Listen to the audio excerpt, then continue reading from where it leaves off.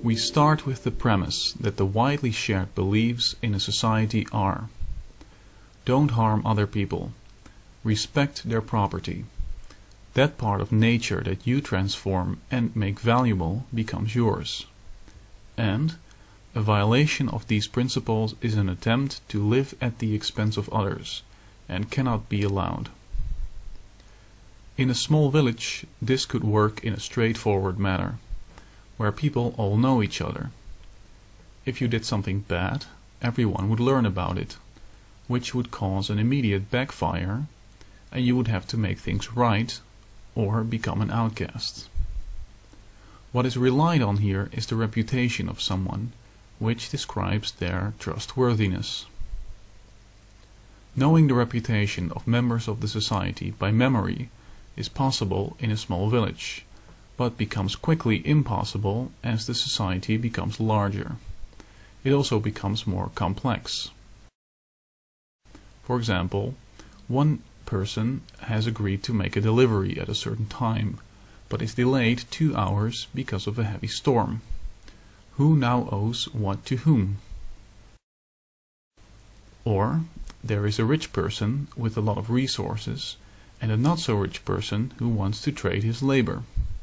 How does the little guy know that he will be treated fairly?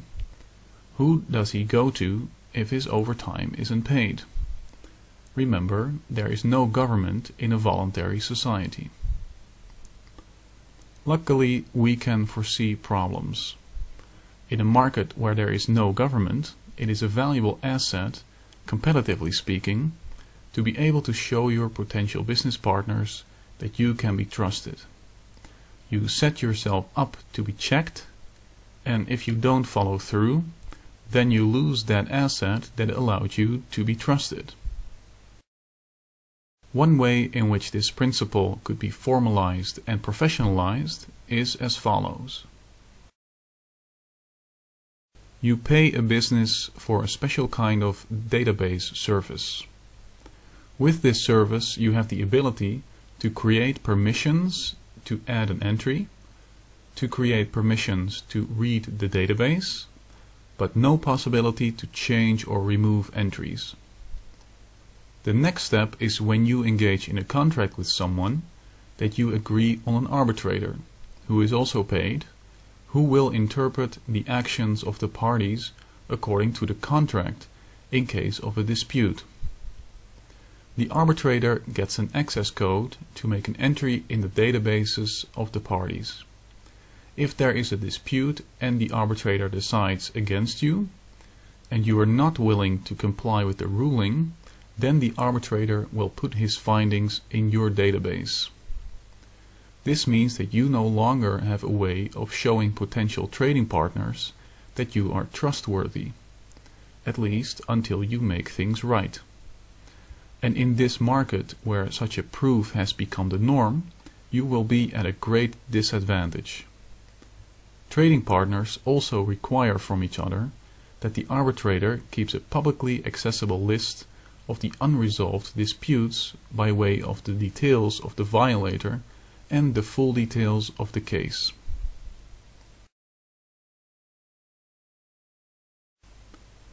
People can't just get a new record when they've done something bad, because a record that doesn't go back far is more a proof that someone is trying to hide something. In the same way, a record hosted by a provider that people can't verify is reliable is of little value.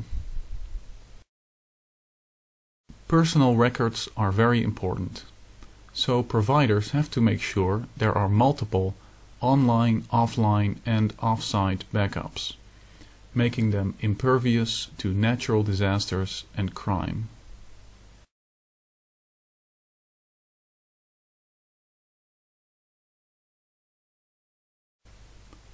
People will only agree on arbitrators that they trust, because they don't want to be judged unfairly.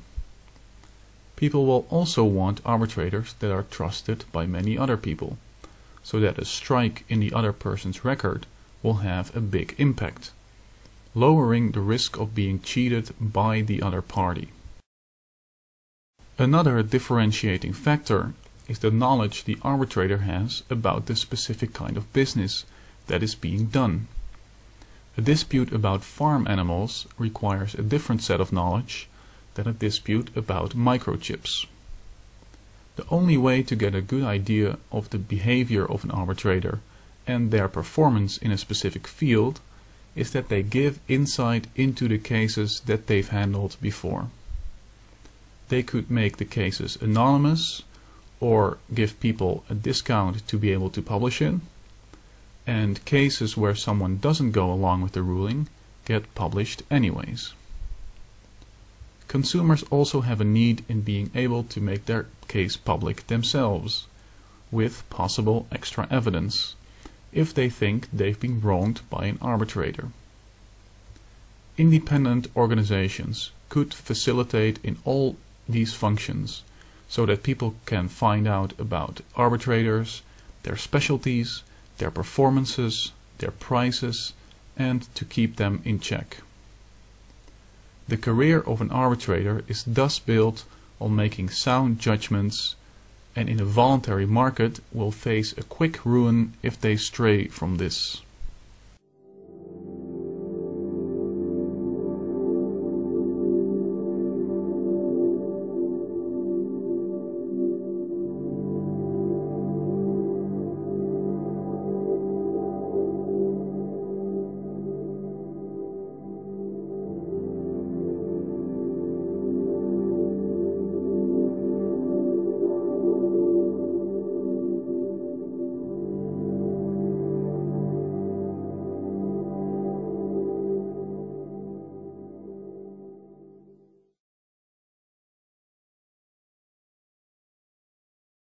The above described system deals with persons and property, but only that property which is mutually recognized.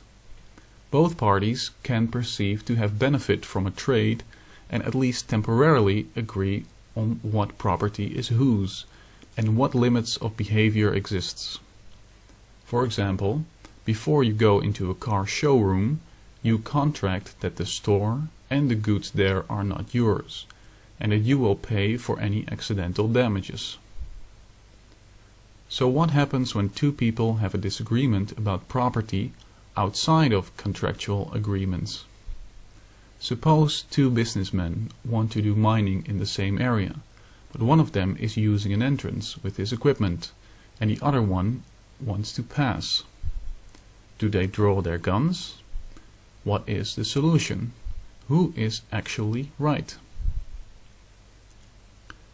In the same manner as before, these problems can be foreseen.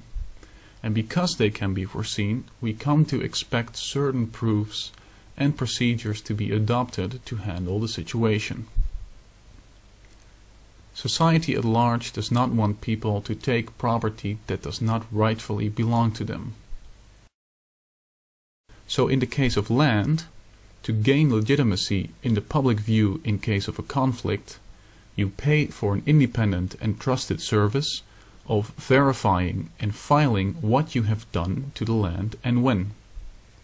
If you have publicly trusted records that you built a house somewhere 20 years ago, and some other person shows up who declares it is his, yet he has no verifiable and trusted record of this, then we can safely conclude that the second person is either a criminal or deranged. A protection agency would in that case also be willing to draw arms if necessary to protect the legitimate owner. This is also to say that a protection agency cannot simply sell its services to any buyer in any way, because they too are scrutinized by the public. If they are viewed as being above the rules mercenaries, criminals, they become the opponent of the entire society, which has many more guns, resources, manpower, and are all cooperating. In the mining example, there is no clear criminal. This means that resorting to strong-arm tactics would be highly suspect. Because it is easy to see that this kind of non-contracted dispute can also occur, it becomes expected from people engaging in new land use to have a predetermined and knowable list of arbitrators that they are willing to use in such a case. As different fields have different arbitrators specializing in them, farming, drilling, mining, etc., there will be suitable arbitrators that are successful and respected. We expect these to occur on those lists. All of this would be the reasonable solution. If one of the two parties feels he is being treated unfairly, he will always have the trump card of going to the press and making the case public, for which there can be a high price to pay by his opponent.